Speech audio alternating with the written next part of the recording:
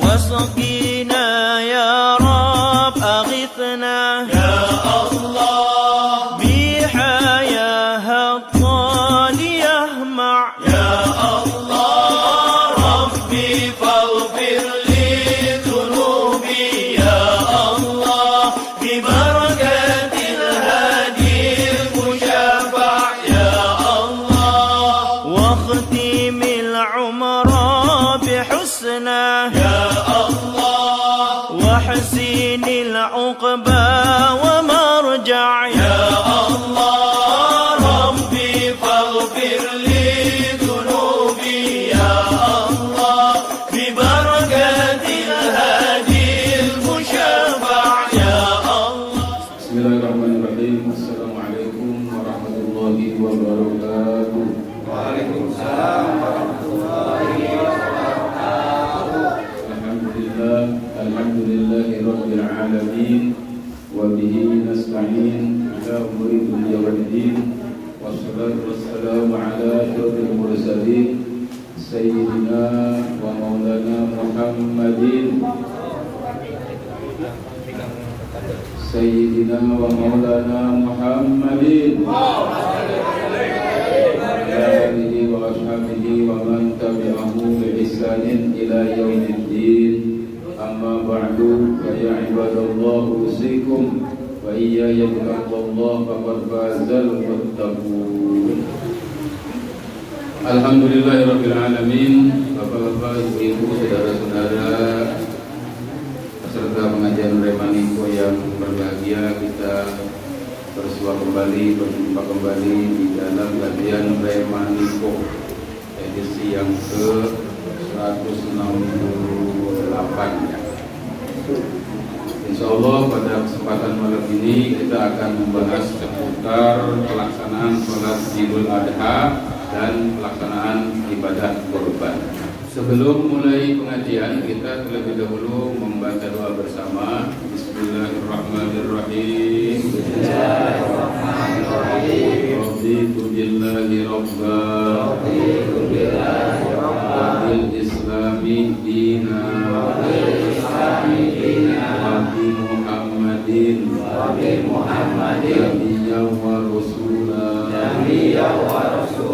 Rabbi zidni ilma warzuqni fahma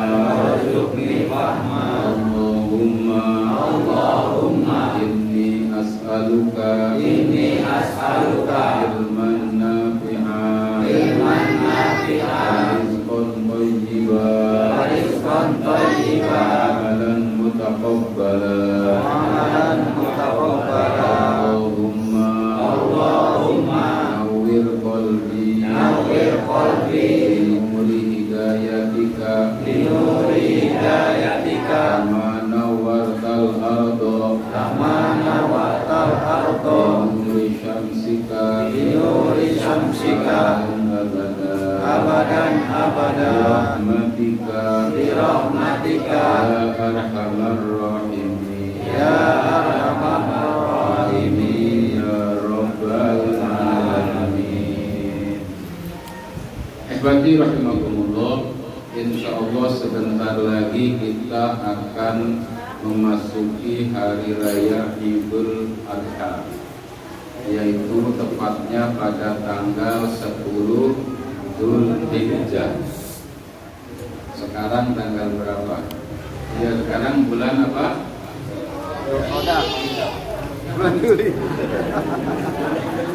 Bulan Dzulqa'dah dan Dzulqa'dah. Nah, nanti setelah bulan Dzulqa'dah itu bulan Dzulhijjah. Nah, Dzulhijjah itu artinya Dzul itu punya atau yang memiliki, hijjah itu haji, jadi bulan haji Dzulhijjah. Nah, itu nanti Idul Adhanya pada tanggal 10 Dzulhijjah. Ya. Kalau tanggalan kitanya enggak terserah itu, Mas. Yang penting yang jadi patokannya itu bulan Dzulhijjah tanggal 10. Tanggal Julinya kalau tidak salah tanggal 31 ya. Hah? 31. 31 ya. Atau bisa jadi tanggal 30. Jadi nanti hal pertama yang harus dipastikan oleh kaum muslimin menyambut atau menyongsong Idul Adha ini adalah menentukan kapan Idul Adha itu jatuh, hari apa, tanggal 10 Dzulhijjahnya itu kapan, hari apa.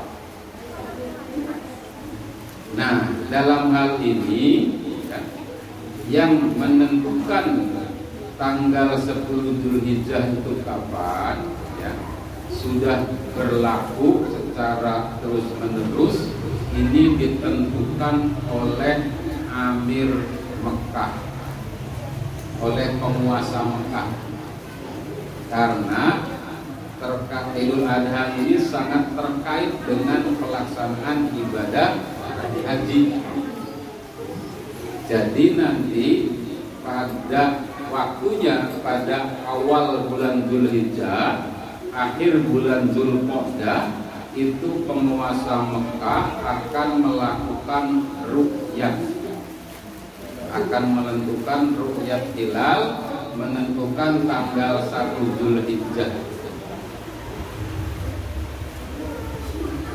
Ini nyambung gak nih? Nyambung gak nih?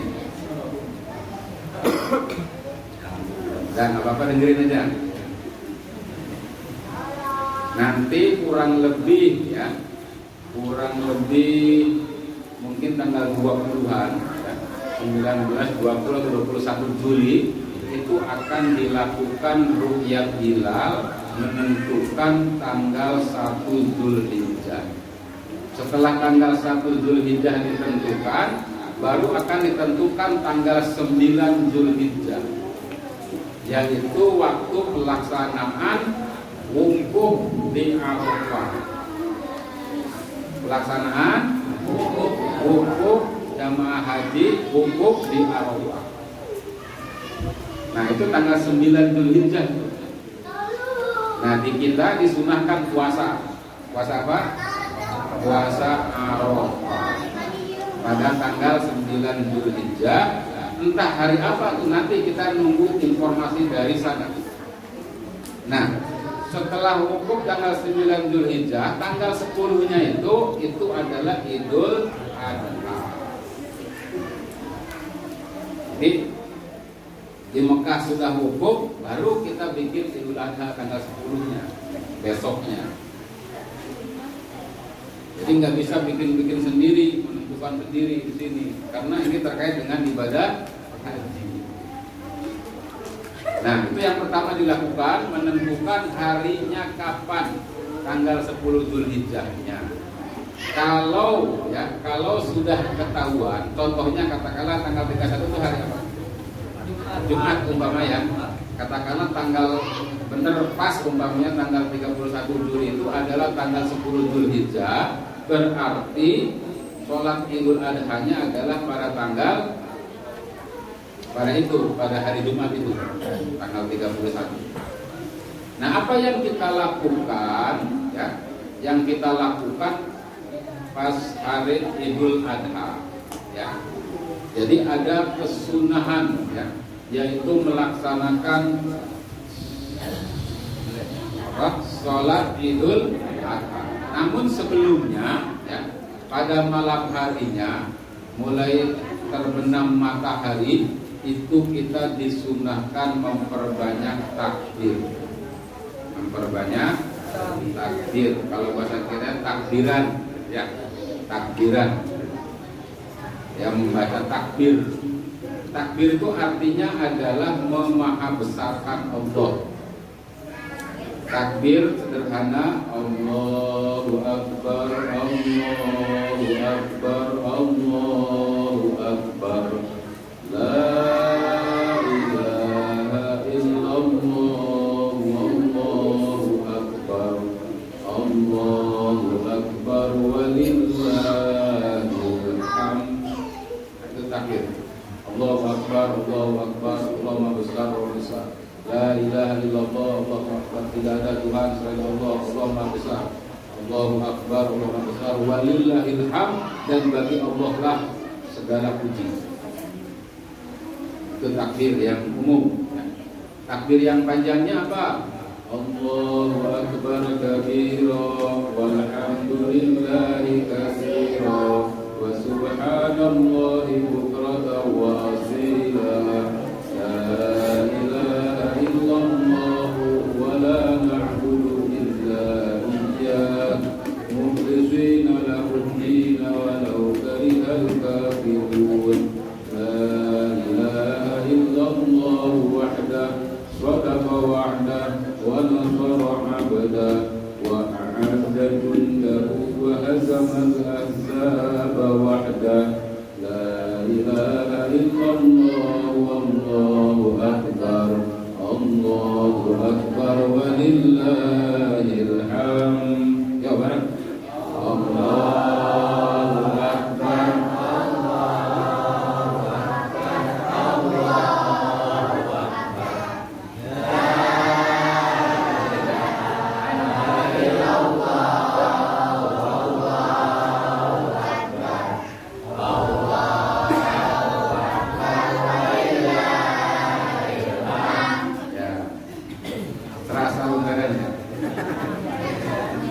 Serasa lebaran.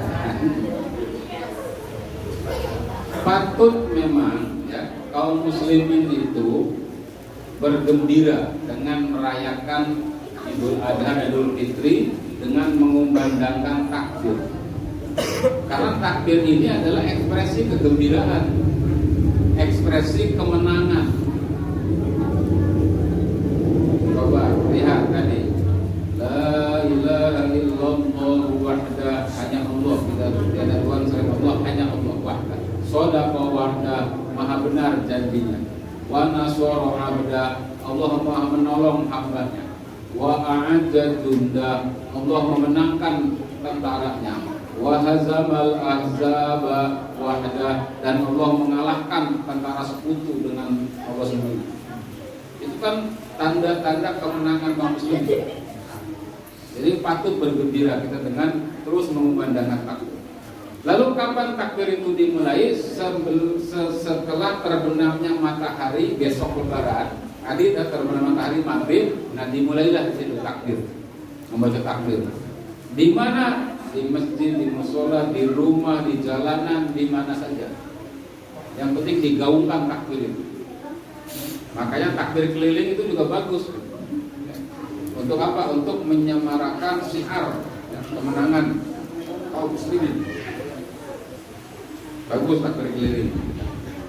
Atau takbir di masjid pakai speaker ya, sampai malam, bahkan sampai orang-orang nggak bisa tidur berebut.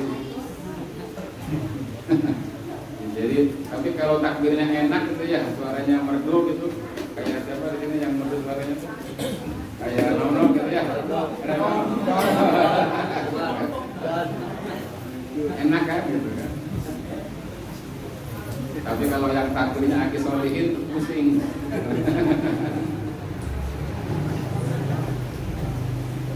Ya, takbirnya dimulai dari maghrib, setelah sholat atau sepanjang malam gitu ya.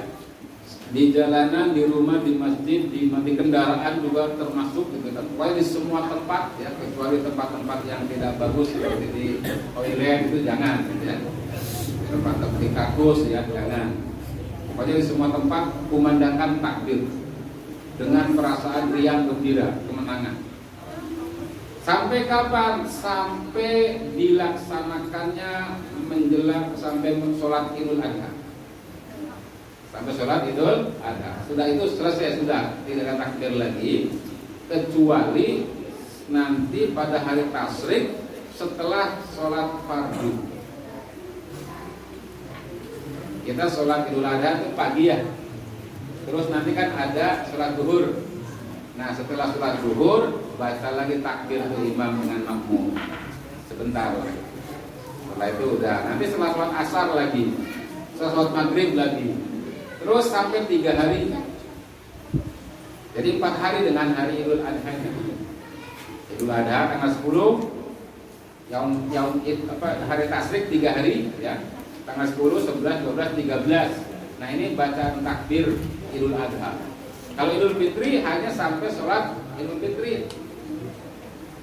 Ya, kalau Idul Fitri takbirnya sama dari maghrib sampai sholat Idul Fitri selesai. Tidak ada lagi setelah sholat fardu, gitu kan? Nah, kalau Idul Adha setelah sholat Idul Adhanya ditambah 3 hari tasyrik setiap saat setelah selesai sholat fardu. Namanya ini takbir muqayyad. Ya. Takbir muqayyad itu takbir yang dibatasi waktunya, yaitu ditentukan setelah pada sholat fardu saja. Nah, kenapa? Karena memang hari tasyrik itu bagian yang tidak terpisahkan dari Idul Adha. Jadi hari tasyrik dan Idul Adha ini adalah hari-hari penyembelihan. Ya, jadi kita menyembelih hewan korban itu boleh 4 hari. Ya, pada hari Idul Adhanya, pada hari tasyrik pertama, hari tasyrik kedua, hari tasyrik ketiga. Jadi kalau Idul Adhanya hari Jumat, ya, Jumat, Sabtu, Minggu, Senin, itu boleh sampai hari Senin motong korban. Umpamanya di Masjid Al-Muhajirin ini, alhamdulillah tahun ini berkah. Kambing ada 12, sapi ada 12, kambingnya ada 200. Itu kalau dipotong 1 hari kan nggak keuber. Betul tidak? Amin gitu, amin.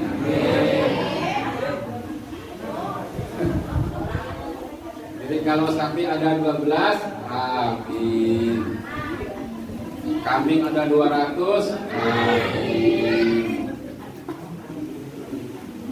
Ini kan kalau sapi kan 7 ya.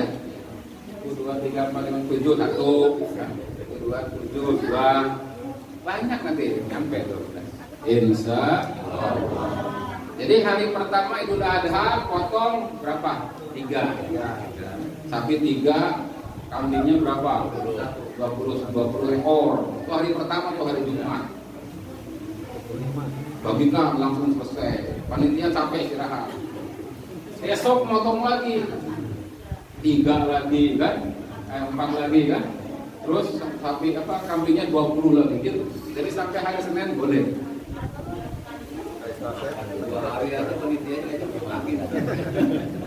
Kira-kira kesampaian nggak tuh begitu tuh? Nah, jadi disunahkan membaca takbir ya dari mulai malam, dari maghrib sampai termasuk ketika berangkat dari rumah menuju sholat id itu baca takbir sampai pelaksanaan sholat id baru selesai takbirnya. Nah, terus disunahkan bagi bapak ibu kaum muslimin yang mau berangkat sholat Idul Adha, berangkat dari rumahnya memakai pakaian terbaik, terbagus, terbaru. Terus dalam keadaan puasa, maksudnya dari bangun subuh sampai berangkat itu jangan makan dan minum dulu. Puasanya begitu maksudnya, puasanya. Nanti makannya setelah pulang sholat id. Kalau sholat Idul Fitri justru harus makan dulu. Sunahnya makan dulu. Kalau Idul Fitri kemarin Idul Fitri, nah kita itu sebelum berangkat ke lapangan sholat id itu buka puasa dulu, apakah minum segelas atau makan gitu kan. Ada biasanya masak apa sih dulu teh? Masak apa? Opor, ketupat, ya sarapan kan 2 piring gitu kan. Makan dulu. Kenapa? Karena kemarin puasa kan, sebulan penuh puasa. Nah, begitu makan, begitu Idul Fitri buka dulu sebelum berangkat. Kan kalau Idul Adha puasa dulu. Berangkat untuk puasa dulu. Sampai di sholat Idul Adha di lapangan, kemudian pulang baru tuh dibuka opornya sama ketupatnya. Nah, sampailah bapak ibu-ibu ke tanah lapang, ya, ke tanah lapang atau ke musola tempat sholat sholat id langsung ya duduk ya, tidak ada tahiyat masjid ya, karena di lapangan. Kalau di masjid ada sholat tahiyatul masjid 2 rakaat, tapi kalau di lapangan di sekolah, nanti kita di sekolah insya Allah ya. Sudah izin belum Bu Ayu? Dimulai dari sekarang. Izin ke kepala sekolah. Nah, sampai di sana mengambil tempat ya, pasang gelas sajadah atau tikar atau karpet gitu kan, kemudian duduk, kemudian baca takbir ya. Apakah sendiri-sendiri atau dipimpin oleh koordinator, oleh Bilal umpamanya ya.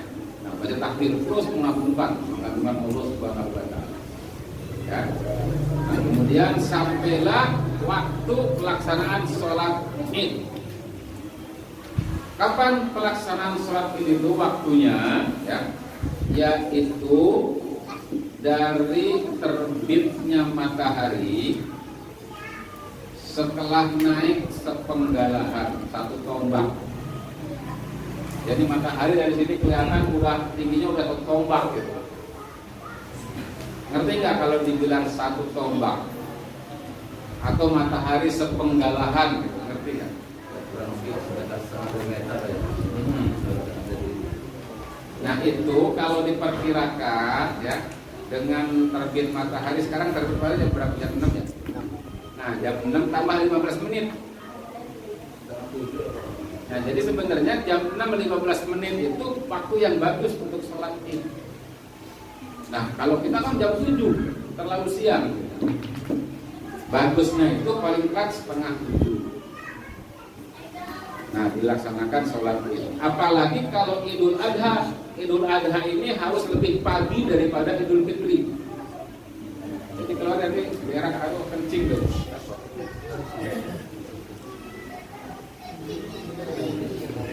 Harus lebih pagi karena setelah sholat Idul Adha ada penyembelihan korban. Jadi alasannya kenapa harus lebih pagi? Karena nanti ada kegiatan lain yaitu menyembelih hewan korban. Kalau Idul Fitri enggak. Nah, sampailah kepada waktu pelaksanaan sholat. Sholatnya berapa rakaat? 2 rakaat, ya. Seperti sholat Jumat gitu. Hanya bedanya kalau sholat Jumat itu khutbah dulu, baru sholat. Kalau Idul Fitri itu ada sholat dulu, baru khutbah. Kenapa begitu coba? Ada yang tahu?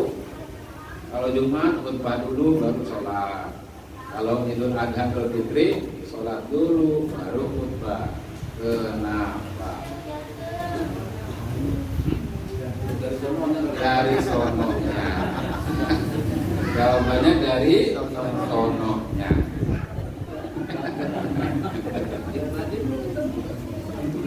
Iya, dari sononya begitu, sudah ikutin aja. Nah, begitu sholat Idul Adha mau dimulai, biasanya ada penyeru Bilal, ya. Bilal menyerukan kepada jamaah yang ada, as-sholata jami'ah, boleh gitu aja. Ayo kita sholat berjamaah, gitu. Atau as-sholata Idul Fitri jami'ah, boleh. Ayo sholat Idul Fitri Adha ya. Nah, ayo sholat Idul Adha berjamaah, itu maksudnya gitu seruan itu. Kalau di sini biasanya baca ridi ya, baca ridi gitu kan. Nah itu maksudnya menyerukan gitu. Ayo siap-siap sholat gitu, maksudnya menyerukan. Nah begitu diserukan sholat, maka jamaah berdiri ya, imam siap di tempat imam. Makmum merapatkan barisan, meluruskan barisan. Ini nggak apa-apa, ini kan sudah biasa dilakukan. Ini pengulangan. Siapa tahu nanti ada hal-hal yang belum ya, bisa ditanyakan. Nah kemudian membaca takbiratul ihram, langsung melaksanakan sholat Idul Adha ya. Kalau niatnya gampang ya. Mau niat pakai bahasa Arab silahkan, mau pakai bahasa Jakarta silahkan. Ketika takbiratul ihram itu Allah, nah, hati kita niatnya apa?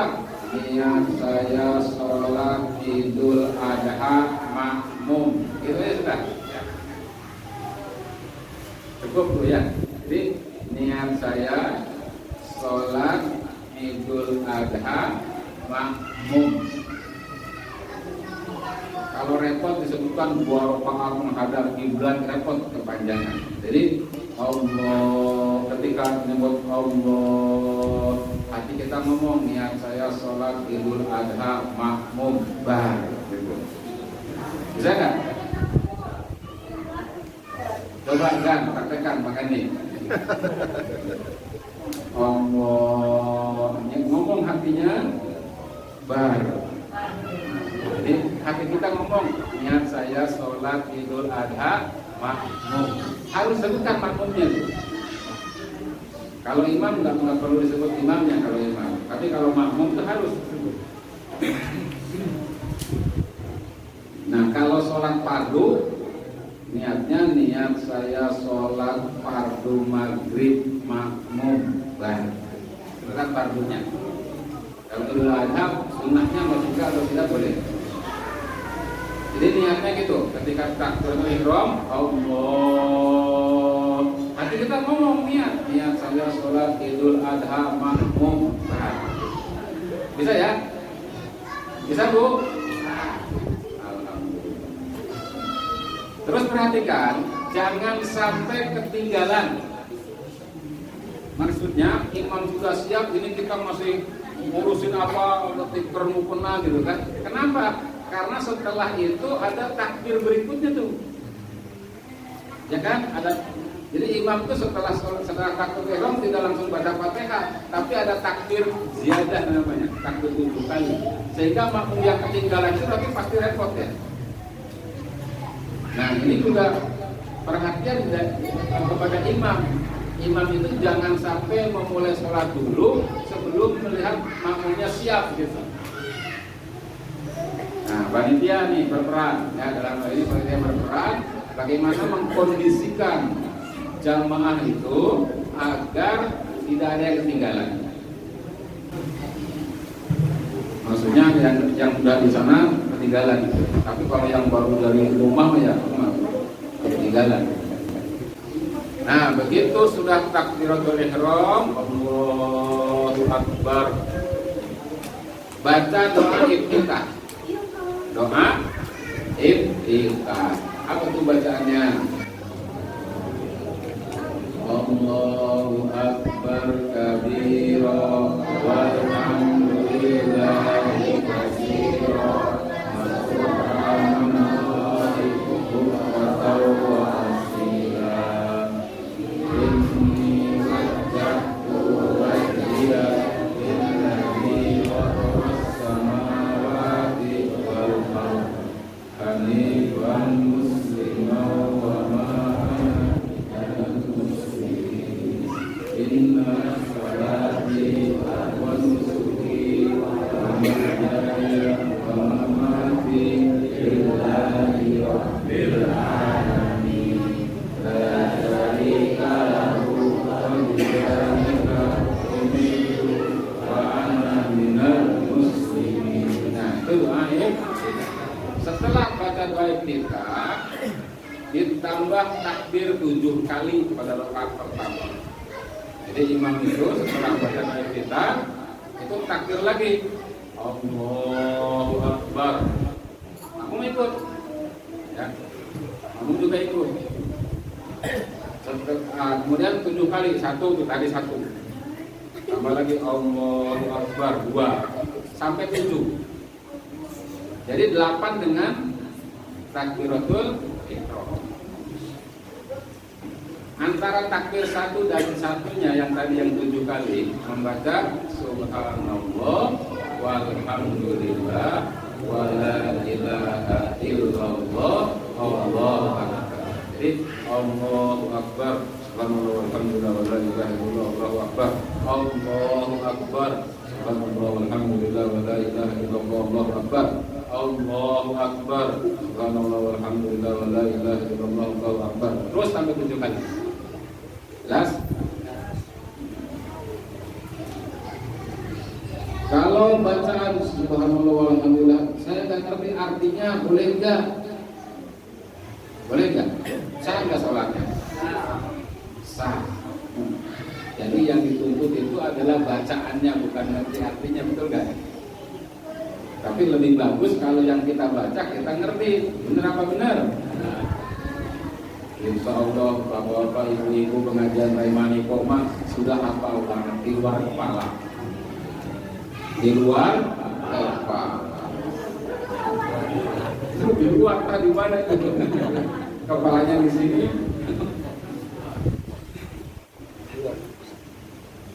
Nah, setelah takbir yang ke-7, imam baca Al-Fatihah. Ketika imam baca Al-Fatihah, makmum ngapain?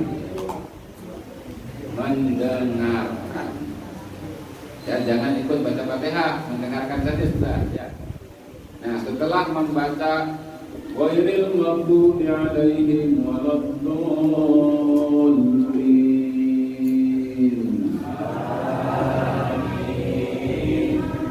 Nah, setelah amin itu imam baca surat. Baca surat dari siapa? Surat Al-Quran. Bacaan suratnya surat apa? Ya terserah, ya. Mau yang mana saja, yang gampang boleh, yang panjang boleh.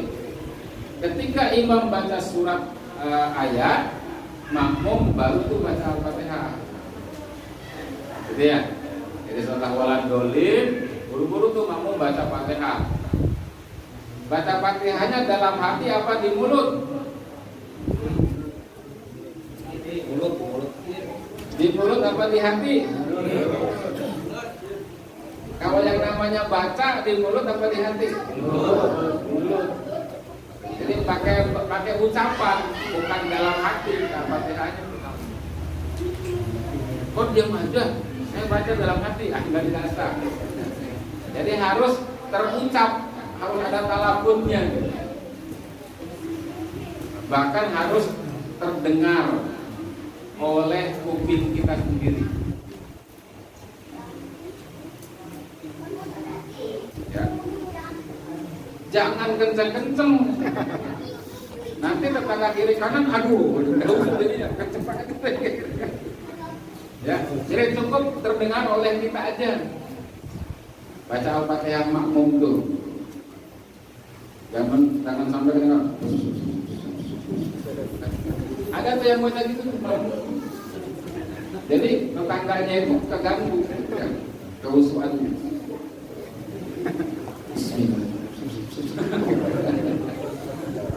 Ada. Di situ juga ada orangnya ada.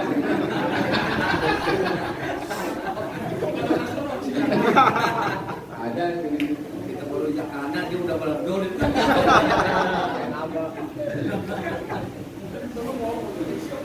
Nah, setelah ketika imam baca surat, karena biasanya suratnya agak panjang kan, katakanlah surat Sabih Isma, gitu ya. Sabih Isma Rabbikal A'la Alladzi khalaqa fasawwa. Nah, kita mau baca Al-Fatihah. Bismillahirrahmanirrahim. Alhamdulillahirabbil alamin. Tapi jangan kenceng-kenceng, yang penting kedengeran sama kuping kita aja. Coba, bisa kan ukur bacaan kita hanya kedengeran sama kuping kita? Bisa ya? Biasanya keluar. Itu dalam kitab fikih begitu. Jadi wa ayyusmi'ahu sautahu ala udunai. Jadi orang yang sholat itu harus memperdengarkan suaranya kepada kupingnya sendiri.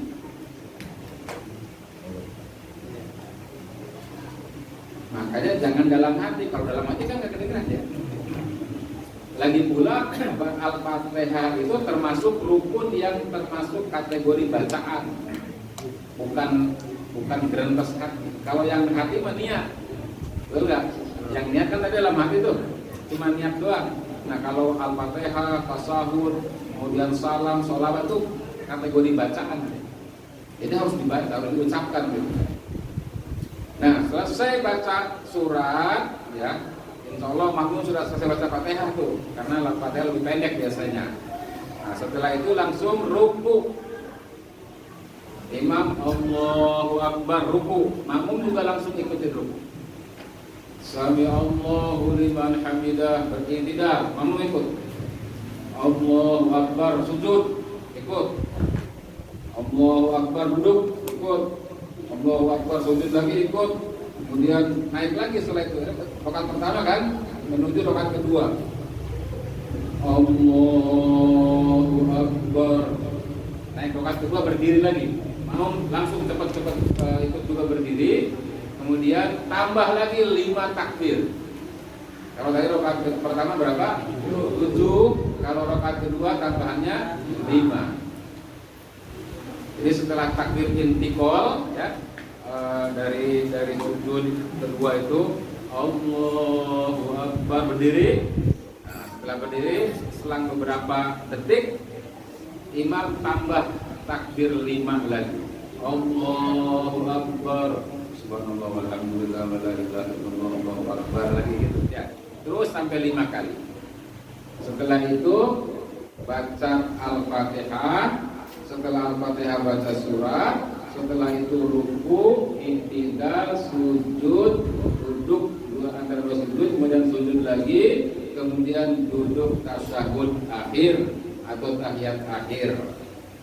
Kemudian salam. Selesai sholat Idul Adha. 2 rakaat selesai sholat. Setelah selesai sholat Idul Adha dilanjutkan dengan khutbah Id. Khutbah Id. Idul Fitri atau Idul Adha. Nah, hukum khutbah itu ya mendengarkannya sangat dianjurkan. Jadi sebenarnya tidak wajib ya. Tidak wajib mendengarkan khutbah, tapi dianjurkan sangat. Beda dengan Jumat. Kalau Jumat itu wajib dengerin, karena bagian dari sholat Jumat khutbah itu kan. Nah kalau di sholat Id, baik Idul Fitri maupun Idul Adha, itu tambahan saja. Jadi kalaupun jamaah itu setelah sholat bubar, yang mendengarkan khutbahnya hanya 2 orang, ya nggak apa-apa. Tapi ngomong ngapain bubar? Buru-buru makan. Iya, jadi bagusnya ya sangat dianjurkan itu mendengarkan tausiah, nasihat dari khotib. Ya. Khutbahnya dua kali khutbah juga. Ya. Ada juga yang sekali, tapi yang masyhur itu khutbah itu tetap 2 kali seperti sholat Jumat. Ada khutbah pertama, khutbah kedua. Nah, setelah selesai khutbah, selesailah acara pelaksanaan sholat Idul Adha. Jamaah pulang kembali ke rumahnya masing-masing, buka makan, buka opor ayam, makan, ya ganti dulu. Ganti baju. Setelah itu barulah ada pelaksanaan pemotongan hewan kurban. Ya. Hewan kurban kalau di kampung-kampung orang berkurban itu di rumahnya masing-masing. Ada. Umpamanya saya berkurban, udah potongnya di rumah, di depan rumah. Tukang potongnya panggil, potong. Kemudian dibagikan ke tetangga, ya secentik-centik gitu. Segede-gede gini nih, nah daging itu ditusuk pakai bambu, akan dianterin. Nah, ya kayak gitu. Apa namanya secenting gitu ya. Karena akan terkoordinir, hanya itu rumah per rumah kan. Nah, kalau yang bagus memang terkoordinir ya seperti di masjid kita nih dikumpulkan ya sebanyak itu, kemudian dipotong, dikumpulkan dagingnya, baru kemudian disebar dibagikan. Nah, pengalaman di kita ini kita sampai membagikan kupon itu 600 kupon, 600, 700 ya, 800 bahkan. Coba 800 bungkus, luar biasa. Makanya wajar kalau besok kalau tahun kemarin ada 4 sapi ya, 4 sapi 20 kambing kan. Nah besok tuh 12 sapi 200 kambing.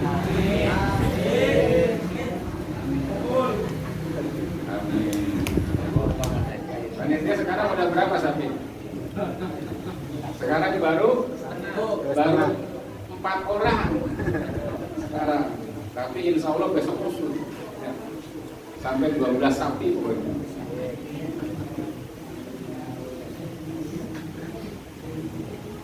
Insya bisa jadi kan kalau Allah mentakdirkan ya. Gak susah bagi Allah. Walaupun musim corona ya, walaupun dagang pada susah, tetap aja mendalang korban urusannya urusan Allah. Panitia mah siap sedia saja kan. Jadi ada kambingnya, nggak ada kambingnya, tetap mau bikin kandang. Iya. Kapan bikin kandang? Minggu depan? Kapan? Minggu depan mau bikin kandang. Jadi kambingnya mau ada, mau tidak ya kan? Kalau sampai waktunya nggak ada kambing, ya udah pengurus masjid masuk kandang. Menggantikan. Nah, kenapa mesti bikin kandang dulu walaupun belum ketahuan? Ini tanda keseriusan masjid kita itu siap mengelola korban gitu. Alhamdulillah kalau ada, kalau nggak ada ya nggak apa-apa gitu. Cuman gua pikirin. Nah, takutnya nggak kerasa kan? Mungkin jelas itu masalah korban ini. Ya, mau nanya apa? Ada aku masih tahu.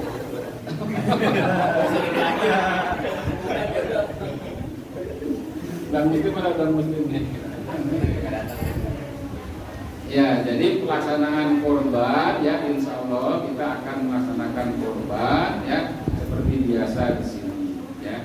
Untuk kambing ya masing-masing silakan bawa kambingnya, setorkan ke panitia ke sini atau tolong panitia berikan kambing nih yang harga 20 juta kambing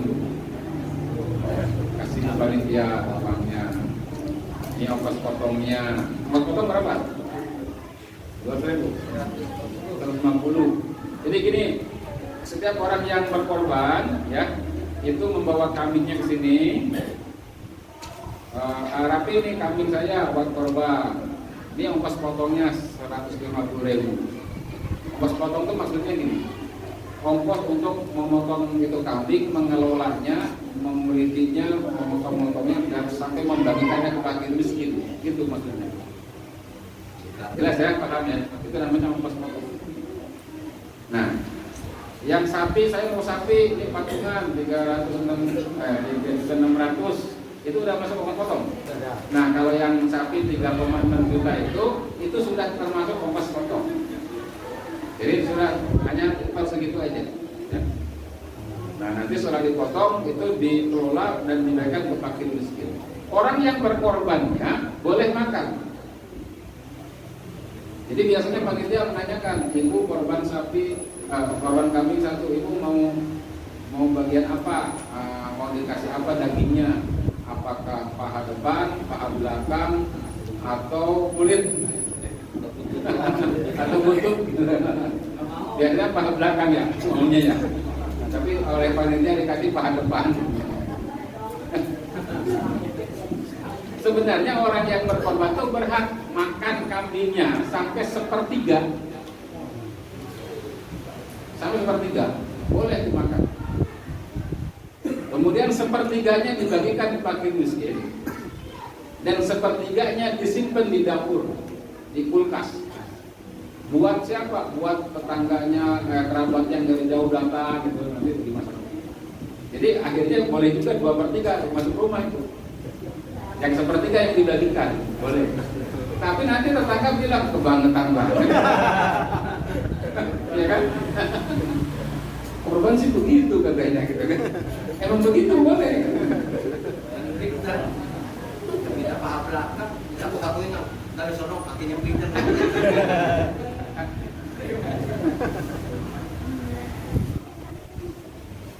Nah terus kulit ya tidak boleh dijadikan upah. Ini biasa di kampung, Bapak Ibu sekalian masih ada di kampung itu. Kalau potong hewan kurban itu, si tukang potongnya itu upahnya tuh kulit sama kepala. Ini nggak boleh, nggak boleh. Jadi si tukang potong dikasih aja upah. Upahnya apa ya? Berupa uang atau beras boleh. Ini upahnya upah potongnya wah atau beras karung nih buat potong. Nah kulit yang lain itu dibagikan, kan? Nggak boleh dijual, nggak boleh dijual, tapi dibagikan. Nah dibagikannya ya usah dipotong-potong, kalau kulit mah satu geblek aja gitu kan. Kalau dipotong-potong nanti kayak apa gitu, nggak kepake kan. Belum di satu geblek aja ngasihnya. Nah kalau orang sudah dikasih kulit mau dijual juga boleh kalau itu mah. Kan sudah jadi milik dia ya. Yang tidak boleh menjual itu yang berkorbannya. Kulitnya nggak boleh dijual. Tapi kalau kulit sudah dikasih ini buat kamu kulit, nah dia bawa pulang. Setelah itu dijual ke pasar boleh. Kalau yang dulu. Nah kemudian tata cara motong, ya tata cara motong seperti yang bisa kita lakukan, insya Allah sudah syar'i, insya Allah sudah bagus ya. Sudah bagus. Hanya karena tempat kita ini sempit, kalau merobohkan sapi itu rada-rada repot gitu ya. Rada-rada repot, kelihatan itu rada-rada nggak berperi kemanusiaan gitu. Karena tempatnya sempit gitu ya. Tapi kalau tempatnya lega lebih mudah. Apalagi kalau kambing gitu ya, anak-anak malu paniknya anak-anak remaja ya. Kambing dibanting-banting gitu. Nah untuk nanti mah agak pakai akhlak lah ya, pakai akhlak sedikit. Jangan bercanda, jangan banyak bercanda sehingga kelihatan itu sangat ini banget, tidak berkemanusiaan. Kalau kambing bisa ngomong gitu deh, nggak punya kemanusiaan.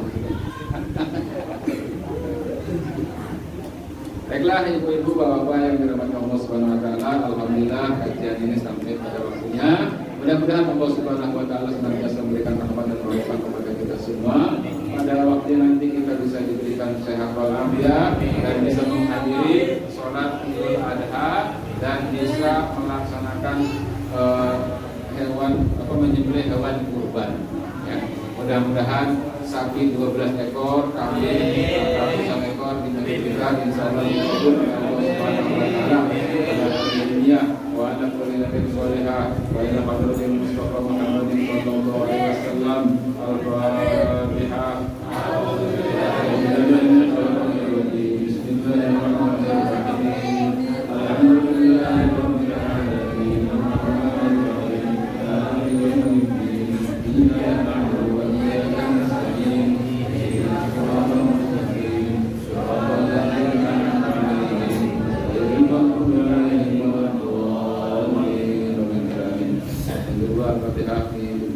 Buat kita semua, semoga Allah Subhanahu Wa Taala memberikan siapa afiat kepada kita, memberikan rezeki yang banyak yang berkah, dan biasa rajin, tekun, sabar dalam menuntut ilmu, hadir pengajian bermanfaat dan dibukakan akal pikiran kita mendapatkan ilmu yang bermanfaat. Juga yang memberikan konsumsi pada malam ini dan malam-malam berikutnya, semoga Allah Subhanahu Wa Taala berikan rezeki yang lancar, yang banyak, utang-utang yang dilunasi, masalah hidupnya hidup diselesaikan.